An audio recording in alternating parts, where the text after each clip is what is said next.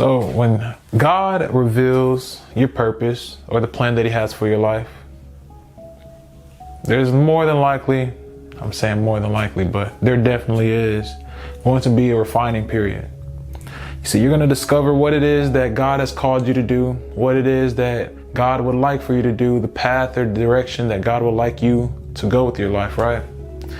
Then you'll realize that, wait a minute, hold on. Why are things in my life getting a lot more difficult? Why is life getting much more harder than it was before I even knew what I was supposed to do? Why does it feel like life's trying to knock me off track? I'll tell you exactly why. That is because God is allowing you to go through the fire. God is allowing you to be forged by the fire, to be shaped and molded into the person that is going to carry out this plan for your life, is going to carry out this plan that he has for you, this purpose, this goal, right? I'll say it like this. Do you think David, when he first heard about his anointing, when he was going to be king, do you think he was ready to step into that kingdom, onto that throne right then and there? Being someone that is the youngest, always being picked on likely, someone that doesn't have any kind of experience as far as running a kingdom, as far as ruling over people, right? Would he have been the perfect fit if he would have marched into that kingdom and sat on the throne? Likely not. What did God allow him to do? God allowed him to go through persecution, to be persecuted, to go through trials and tribulations, to be shaped and molded by his hardships into the king that we know and love today. I look at Joseph. Joseph received a dream. This is what I have in store for you. This is the life that I have envisioned for you. The anointing, the goal, the plan for your life that I have for you. Did Joseph go to sleep that night and wake up in the kingdom? Did he go to sleep that night and wake up on the throne? No. Joseph went through hell. Quite literally. Joseph went through persecution. Joseph was shaped and molded into the king that we know and love. Through hardships, through pain, through betrayals. He was molded into the person that could carry out the plan that God had for his life. Let's look at Moses. We all know Moses did not feel worthy, did not think he was capable of leading the people, the children of Israel, out of captivity. But what happened? God assured him that he is ready, that he is the one, and that he can. He went through trials and tribulations, along with the children of Israel, along with the people of Israel. Trials, tribulations, wilderness, starvation, not almost, but starvation, being tested nonstop, relentlessly, getting to a point where all hope seemed lost. There was no physical, logical way that we were going to make it past this point. But what did God say? God said, you listen to my voice up to this point. Watch this. And he provided a way. God provided a way. But all it took was the refining process, the period, the faith to trust that God's calling for your life is for you.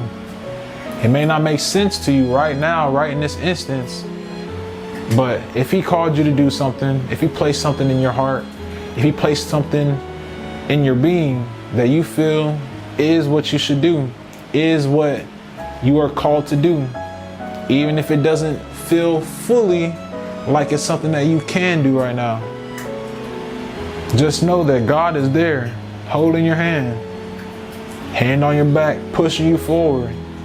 You just got to keep faith. You just got to keep faith, keep moving forward, and keep your eyes on the prize. That's it. Trust that God is a God of his word. Trust that God is not a liar, because, little secret, he's not a liar. But trust that God is not a liar. Trust that God is a God of his word. Trust that God will carry out whatever plan, whatever goal, whatever purpose for your life that he has for you, and you specifically. Trust that you will make it through. Trust that he will forge you and be there to allow you to rely on him as you're going through the fire, as you're being shaped and refined. I'll give this example. How are swords made? How are swords created? Swords aren't created by simply being rubbed up and down a pillow. Swords aren't created by simply being dipped in water.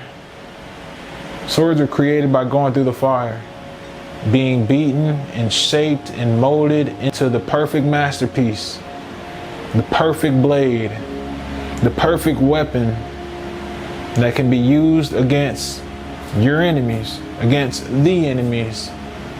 In this illustration, I'm talking about the word, but you get the gist.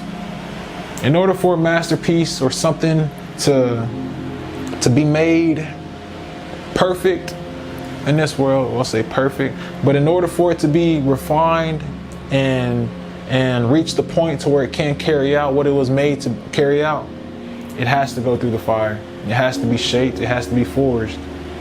It has to. There is no ifs, ands, or buts. It has to. In that same way, the purpose, the calling, the plan that God has for your life, for some of us, it may seem crazy, out of this world, extraordinary. For some of us, it may seem worthless, pointless. For some of us, it may seem like, I'm not worth it, I'm not able. Maybe he sent that message to the wrong person, right? But I'm here to tell you that when God called you to do something, he called you for a reason. Because God can see what's on the inside, not on the outside.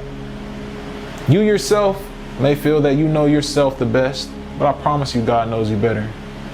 I promise you God knows you better.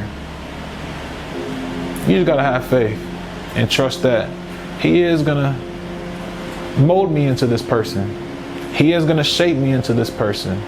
He is gonna be there with me as I grow into this person, grow into these shoes that he has anointed me, has called me, has pointed me and directed me to fill.